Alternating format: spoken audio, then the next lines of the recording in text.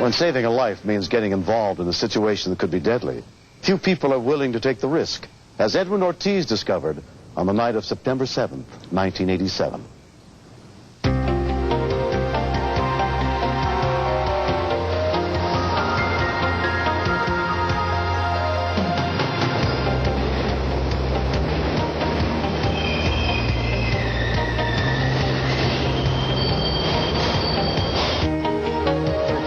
We were going up to Columbia University, where they have a dance every first Friday of the month. We headed down to Broadway to the 50th Street station to take the subway up to Columbia University. One floor below, a crowd of people were waiting for the uptown local, due any minute.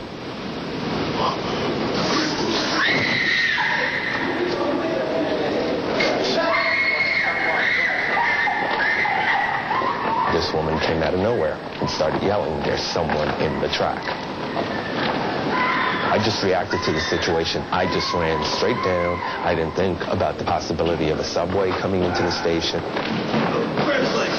Edwin jumped onto the tracks along with another bystander and Melvin Shadd. There was nothing he could do because he was knocked out. I mean, I couldn't just stand there and watch a train run over. The train was due to arrive at the station in less than a minute. From the platform above, Edwin's friend Dennis Diaz tried to help. Edwin and the two guys that were down there started to push him up. He was very heavy, this man. I think everyone that was up there has such a fear of going into the subway tracks because you read about people being thrown in front of a train and, you know, you don't want to become a statistic.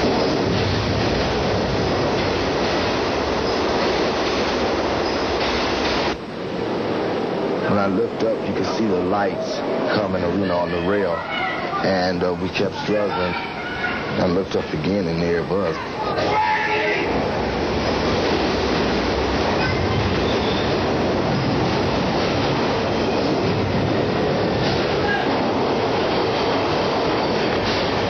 I really had no idea what was happening. You know, your best friend that you've, gone through everything with, jumps into a track and you don't know what's going on.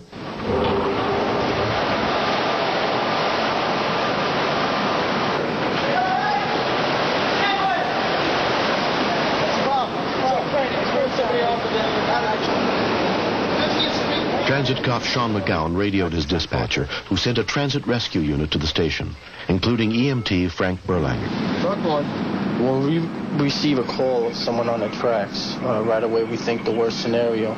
Having a 4,000-ton train strike or hit you in any shape, way, or form is going to do major damage. I was able to lay back down and just sort of yell down into the tracks. You guys okay? Yeah. And at that point I heard him. The first thing that came to my mind was, move this damn train out of the way, get me out of here.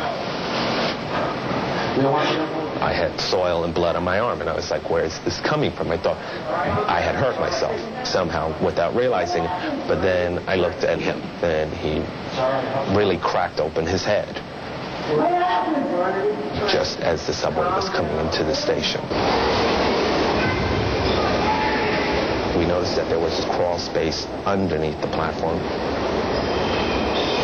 We just went whack right underneath the platform and crawled in.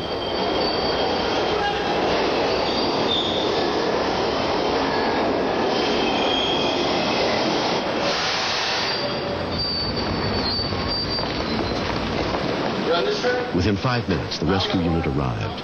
When we got there, they were in a peculiar situation where there was a third rail, and that one is fired up with 600 volts electricity, or 600 volts that would kill you instantly. We need help. The undercarriage of a train is also electrified with the 600 volts. Calm down. All right. Help. Just try to breathe. All right. All I kept thinking was, this city is so screwed up that they can't take the subway train and move it 25 feet down to let us out. Hey, you guys all right? Dennis yells down to me that they didn't want to move the subway train because they didn't know if any parts of our bodies or parts of our clothes were on the track, and if they moved it, it would grab onto one of us and drag us down. This guy's in bad shape. At one point, he regains his consciousness and starts to grab for the underside of the train. At which point Jeff and I panic because we're holding on to him. We'll get electrocuted and die. I saw where they were located.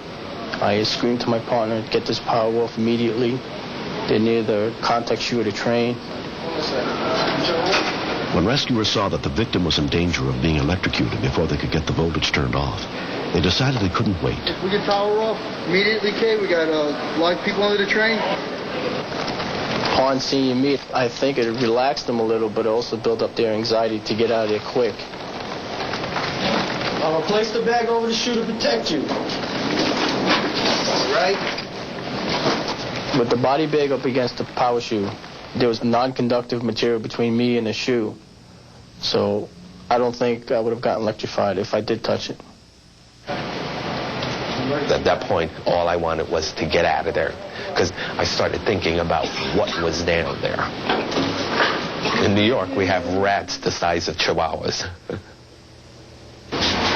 Knees, a little more. Reach up for the plaque. Try to stand up.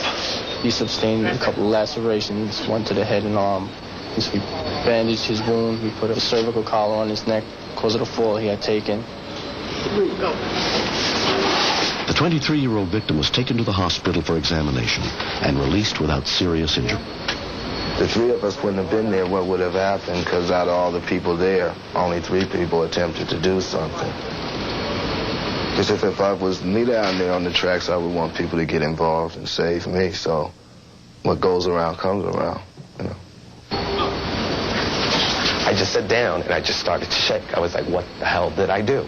And I was like, you're crazy. Why did you do this? But, you know, a lot of people think that New Yorkers are cold and heartless and wouldn't, you know, help their neighbors. And it's true to a certain extent. There are a lot of people like that in New York, but I think there are also a lot of people who would help somebody who needed help. Victim Alex Krumba had suffered an epileptic seizure that caused him to fall onto the tracks. 3 years later, Alex and his father looked back on the night he nearly lost his life. I didn't believe it happened to me, and the second shock was that somebody actually risked their own life to save me. Those 2 people that did that was just incredible. And I was amazed because to find people that will look after you in this city is very hard. And I'm very thankful to them. And I wish that one day I could do something for them. And I guess my son was lucky that he had 2 angels next to him.